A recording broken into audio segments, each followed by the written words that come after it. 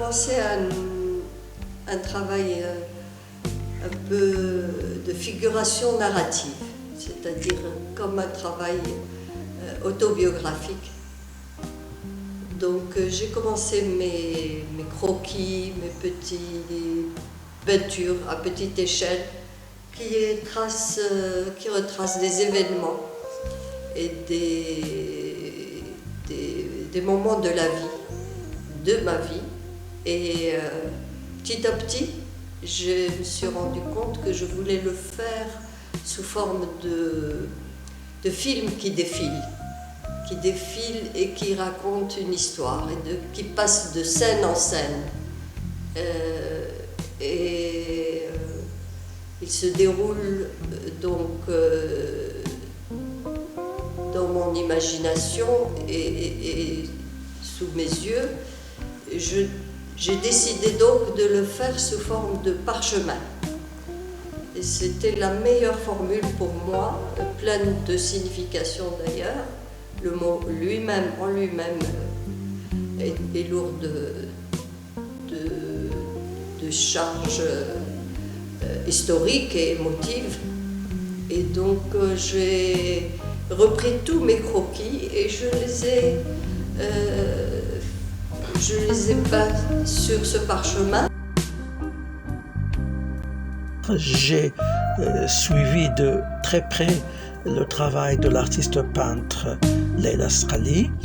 Ce qui frappe chez cet artiste, c'est tout d'abord ce souci de qualité, de perfection qu'elle a laissé amasser des travaux durant plus de 23 ans avant de décider enfin de les sortir de l'ombre. La preuve qu'elle peint dans cet esprit de l'art pour l'art, pas pour quelques objectifs ou intérêts franchement déclarés. Autre enseignement, c'est ce parcours artistique en atelier, du figuratif comme bien sûr un passage obligé, avec des aboutissements à ce jeu de l'expression des visages et d'émotions.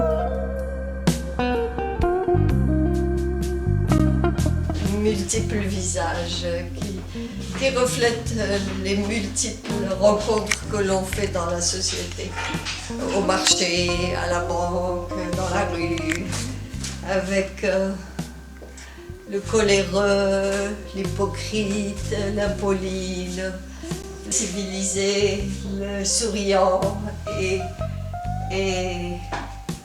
d'autres et d'autres et d'autres.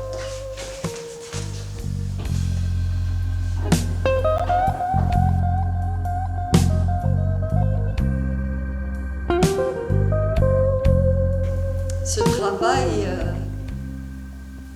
a donc mûri tout le long de ces années, de 2010.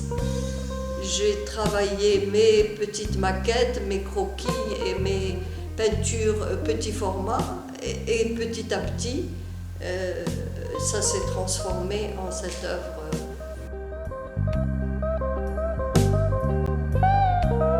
Et puis encore, ce qui attire l'attention, c'est cet intérêt qu'elle a au côté spirituel. Le cas de ce prieur qui élève les bras vers le céleste.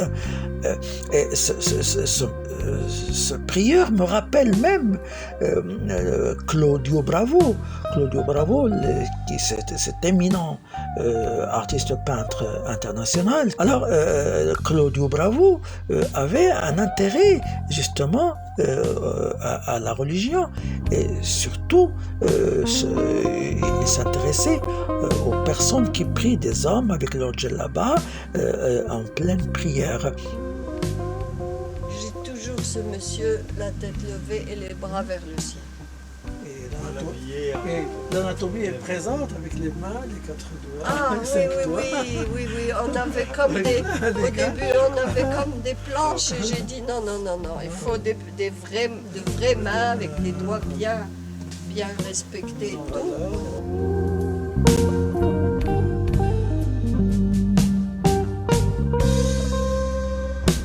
Autre aspect du travail de Leila Sqali, c'est ces jeux de composition qu'elle a fait, dans lesquels elle procède à la fois ludique et créatif. Et même une thématique très variée. Tantôt c'est des émotions, tantôt un certain engagement, comme par exemple de la condition féminine, mais qu'elle traite avec une subtilité, avec une sérénité assez étonnante. Et il y a aussi cette emprise du ludique dans son travail. Autre aspect de Leila Sqali comme peintre, comme artiste, c'est que c'est une artiste qui s'adonne corps et âme à sa peinture. Elle ne vit pas de son art, mais elle vit son art. Elle vit son art jusqu'au bout. Je pense que ça parlera à beaucoup de personnes parce que ce sont des événements de la vie. C'est universel. On vit tous des moments heureux, des moments difficiles, des pertes, des joies, des naissances.